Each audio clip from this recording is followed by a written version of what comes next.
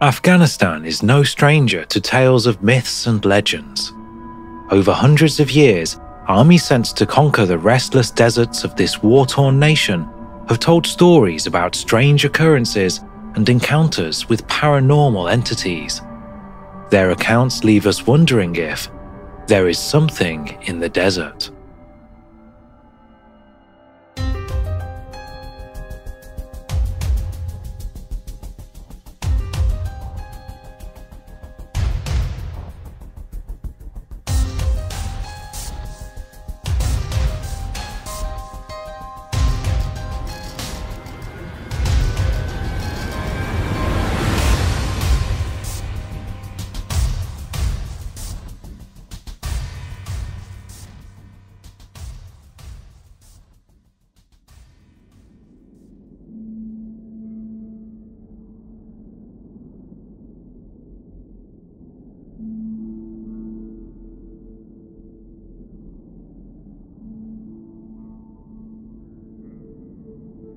For centuries, the barren wastelands and jagged mountain ranges of Afghanistan have been known as the graveyard of empires.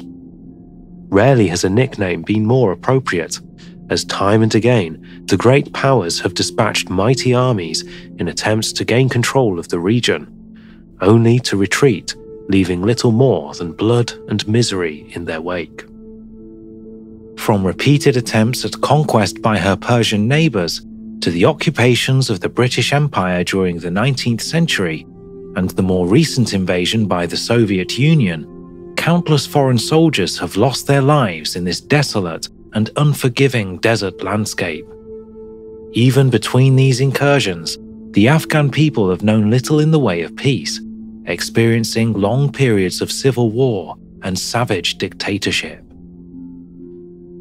In the mid-1990s, the Pashtun tribes of Kandahar united to form the Taliban movement, which relentlessly expanded to eventually control 90% of the country, save for some minor resistance in northeastern areas.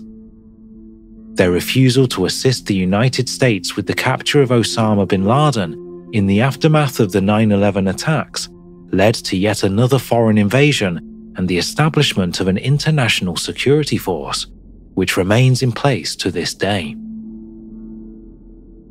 American personnel returning from service in the region have reported that in addition to defending themselves from internationally backed terror groups and militarized local factions, they have also been subject to attacks from far more mysterious and unearthly opponents. Enemies who do not wield conventional weaponry, but are more than capable of ending the lives of soldiers who have become momentarily distracted or lowered their guard. In 2004, elements of the 3rd Infantry Brigade stationed in Mosul were called into action when the Diamondback Forward Operating Base, FOB, came under attack. One of the soldiers, Jerry Aberdeen, was riding in a Humvee with 2 other infantrymen when they surprised a group of intruders clambering over the base's perimeter wall. The Americans immediately decamped from the vehicle and directed fire at the enemy, killing one and sending the others scrambling back over the top of the metal fencing. As they cautiously approached the downed insurgent, one of Aberdeen's colleagues noticed what seemed to be smoke coming out of the dead man's mouth and waved for the 3 men to keep their distance. As the soldiers watched in horror, a steady stream of black smoke continued to rise up until it formed a roughly humanoid shape. This entity regarded them for a moment with devilish red eyes and a gaping mouth, before it turned away and then dissipated into nothingness. Aberdeen can still not fully explain what it was that he encountered that day. All 3 men described witnessing the same apparition and the feelings of absolute terror and dread that it imbued. By 2008, the American counter-offensive against the Taliban insurgency had advanced deep into the southern Helmand province. A number of FOBs were established from which to conduct defensive patrols. This included a camp named Hassan Abad. One of the sentry posts situated along that base's perimeter would soon become infamous amongst the US Marines for its inexplicable and haunting occurrences. Known to its inhabitants simply as the Rock, the observation position sat in the ruins of an ancient mud fort, rising roughly 20 feet above ground level. In addition to the discovery of ancient remains and relics from the location's past, the occupying forces also unearthed abandoned items of more modern foreign equipment. This soon gave rise to a rumor that a platoon of Russian soldiers had been executed and buried in the fort's remains by the Mujahideen during the Soviet invasion. Within days of their arrival, sentries positioned at the Rock started to report unsettling incidents. Initially, these consisted of minor equipment malfunctions that only resolved themselves when the soldiers retreated back inside the base perimeter. Recently charged batteries in radio handsets and torches would be drained within minutes of arriving at the post, and freshly cleaned weapons would inexplicably jam or misfire. Soon, younger soldiers were asking not to be posted to the position, complaining that at night they were hearing phantom footsteps crunching under the gravel, or moaning and whispering, despite nobody being around. One NCO, Corporal Zolik, actually withdrew from the post, refusing to return. He claimed that he had been there alone when someone had coughed behind him, before whispering something in Russian into his ear. The situation continued to escalate, with some men reporting having been physically assaulted by unseen attackers, so the number of sentries was doubled. Soldiers began to report strange lights moving around in the darkness near their position, with floating orbs of blue light seen to venture in close to them, before shooting off again into the darkness.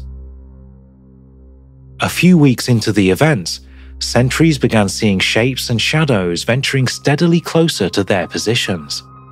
Thermal cameras were deployed, with nothing detected, and despite the protestations of the men who made the reports, no footprints were found the following morning where they indicated they had seen these movements taking place. One evening, Corporal Lima was scanning the horizon when he caught sight of a lone figure, stood silhouetted against the night sky. The man was making no efforts to conceal himself and appeared to be standing upright, with his fists clenched. Lima had a sickening feeling, as if the figure was watching him specifically, and when he put on his night vision goggles for a better look, it immediately vanished. Shortly after, a Marine sentry reported he had seen another dark figure, apparently stood waving at him some distance away. When he too had put on his night vision goggles, the man had gone. As he had subsequently lowered the goggles, the figure had immediately reappeared and was now standing several feet closer to him. The soldier tried switching repeatedly between his night vision goggles and thermal scope, the mysterious interloper disappearing each time, only to reappear even closer. When the approaching figure had closed to about 20 feet, the sentry lost his nerve, letting off a signal flare and raising his carbine to open fire. As the young soldier cautiously ventured forward, he could see no sign of the intruder. Suddenly, there was a whisper in his ear, and he was knocked to the floor by a savage blow to his ribs. Terrified, the guard fled back to base, weapon in hand, and immediately requested a transfer to a new unit. The Hassanabad hauntings are eerily similar to the experiences of the 504th Parachute Infantry Regiment, who were stationed at FOB Salerno in the southeastern Khost province. One of their observation points was located on the site of an old Afghan graveyard, overlooked by two ruined ancient towers. At night, the sentries would be plagued by the ghost of a young Afghan girl, who did not show up on their thermal imaging goggles, but would materialize next to the men, giggling and laughing at them. But as troubling and haunting as these incidents were, They are trifling compared to the terror that an 8-man Special Forces team experienced when they were tasked with extracting a high-value target from a remote village located in the country's mountainous Central Highlands region. They had been camped up on the target location for 2 days when their radio equipment began to inexplicably fail on them. The decision was made on the second night to withdraw a short distance in order to re-establish communications with headquarters. But as the team had begun to hike away from the village, they experienced a low buzzing sensation that gradually increased in volume and pitch until it was completely deafening to them. Unable to effectively move forward or talk to each other, the men were forced to dig in until the mysterious noise eventually subsided. It was then that one of the lookouts spotted a white shape moving slowly towards their position out of the darkness. When the team observed the approaching figure, they were stunned by what they were seeing. Through their night vision goggles, it resembled a male Afghan elder dressed in long flowing white robes, but was not giving off any trace on their thermal imaging scopes. His unblinking eyes looked as if they were glowing a luminous and deep red color, and he seemed to be gliding slightly above the ground, passing through the trees and rocks he encountered as he steadily moved towards where the Special Forces team were concealed. The soldiers continued to watch in horror as one of the male's arms dropped to the floor. The figure paused to pick up the limb, which melted back into his body as if it was some form of detachable appendage disguised to look like an arm. It then resumed its slow, forward progress. At this point, the terrified soldiers became aware of illuminating lights and the sounds of shouting coming from the direction of the village. The approaching figure paused, seeming to contemplate this, before turning and recommencing its ponderous journey, now towards the village. Assuming the commotion they could hear was Taliban fighters coming to investigate the mysterious humming sound, the American soldiers immediately abandoned their position and made their way back to their own lines. 2 days later, a more heavily armed infantry force sent back to the village found nothing but the hideously disfigured bodies of the target and his entourage. The dead had been brutally hacked at and dismembered, reduced to little more than bloodied chunks of flesh, their weapons lying empty and abandoned near their remains. There was no evidence at the scene to identify their attackers, but when the 8 Special Forces operators heard about what had happened, they knew exactly what had carried out the attack. It is easy to write off the majority of these stories as products of an overactive imagination that has been placed under tremendous amounts of stress, or perhaps some form of group hysteria. Sometimes the human mind will reinterpret visual information and alter memories as a coping mechanism in order to deal with something too traumatic or confusing for it to effectively process. Often, witnesses may agree with a false or mistaken assertion about an event in order to create a more acceptable version, meaning they can move on and not dwell on the subject. The seemingly impossible situations that soldiers are forced into, often in hostile and foreign environments, would be difficult to endure even without the added pressure of being located far away from their homes and loved ones. And with a significant lack of physical or recorded evidence for any of these encounters, it is not unreasonable to assume that they were indeed false constructs, arising from the perpetual fear of enemy attack and the disorientation of a nighttime setting. But it proves harder to discredit an incident that is experienced by multiple witnesses across a number of different military units that resulted in the remains of an ancient monster being recovered and taken back to the United States for scientific analysis. This is alleged to have occurred back in 2002, when a US infantry unit disappeared whilst on patrol in the Kandahar desert, prompting the army to dispatch a special forces team in an effort to find out what had happened to them. After a few days spent scouting around the patrol's last reported position, the Special Forces operators found themselves gravitating towards a nearby pathway that led up into a neighbouring mountainous area. A few hundred meters along the track, they encountered a number of discarded items of broken and damaged field equipment, including a portable radio set and several military-issue backpacks. As the American soldiers slowly and deliberately followed a lengthening trail of broken and discarded military hardware, they grimly observed that some of it was flecked with what appeared to be blood. They also began to take note of the growing numbers of spent cartridge casings that were on the ground ahead of them. The winding path eventually led the men to a series of cave entrances, which opened out into an exposed plateau. It was here that they found broken bones and torn uniforms belonging to the men they had been searching for. The team slowly fanned out to take up secure positions around the grim scene, mindful that the enemy might still be nearby. It took no time at all for these suspicions to be realized. There was a flash of movement from one of the cave mouths, and within a heartbeat, the team's leading member was hurled backwards, a crudely fashioned but lengthy wooden spear having penetrated right through his lightweight body armor. For a moment, his comrade stood paralyzed in shock as a guttural and primal roar echoed around them, before something came charging out of the dark opening ahead of them. Their attacker was clad in animal skins, standing 13 foot tall, with shaggy red hair and a thick beard.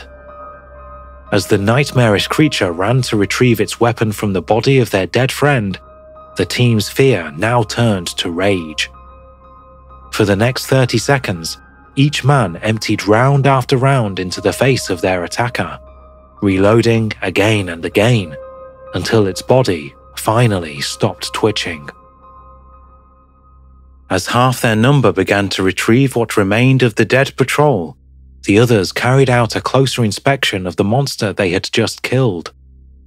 In addition to its imposing height and build, the giant had sharpened teeth and 6 digits on each hand. On its feet, it wore further animal skin coverings, and more crude weapons fashioned from unidentifiable bones were attached to its clothing.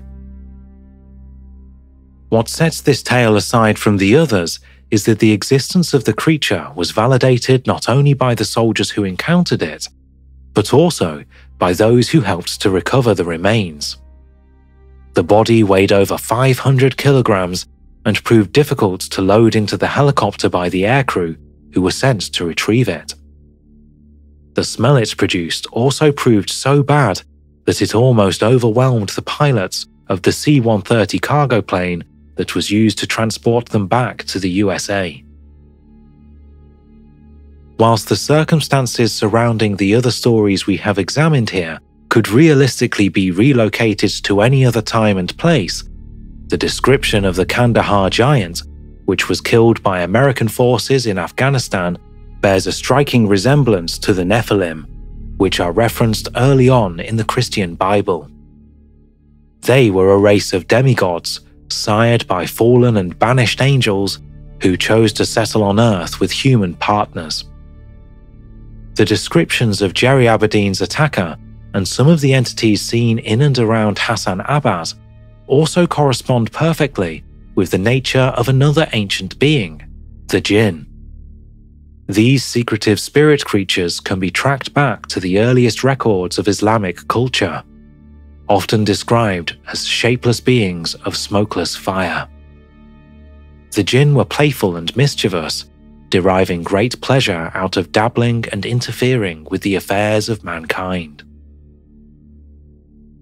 Afghanistan is a land of impenetrable mountain ranges, endless tracts of perpetually moving desert, and deep cave networks. It is entirely possible that creatures and races long thought to have been killed off by the activities of man have actually managed to evade both detection and capture. Only in times of extreme and widespread conflict have the warriors of humanity been forced into confrontation with these subjects of myth and legend. Unexpected encounters with them often prove to be both quick and deadly in nature. Much as with previous conflicts, the governments of the United States and other nations have steadfastly refused to comment on any cases where their combatants are alleged to have been involved in paranormal incidents. It is fair to believe this is a tactic they employ in order to invalidate the stories or deter further scrutiny, allowing them to conduct internal evaluations and debriefs of what actually took place. It is easy enough to disbelieve or discredit a lone soldier reporting a supernatural encounter, but when their claims are reinforced with matching accounts from other servicemen and accompanying written testimony, it grows more likely that there is some degree of truth in what they are saying. As mankind continues to venture further out into previously uncharted areas of our world, we are constantly reading reports in the media of new creatures and species being discovered that were previously thought not to exist. If such life forms have been dwelling in the depths of the ocean and underneath the thick canopies of impenetrable rainforests, then why not in the wild and isolated mountain regions of Afghanistan? Maybe one day we'll know for certain.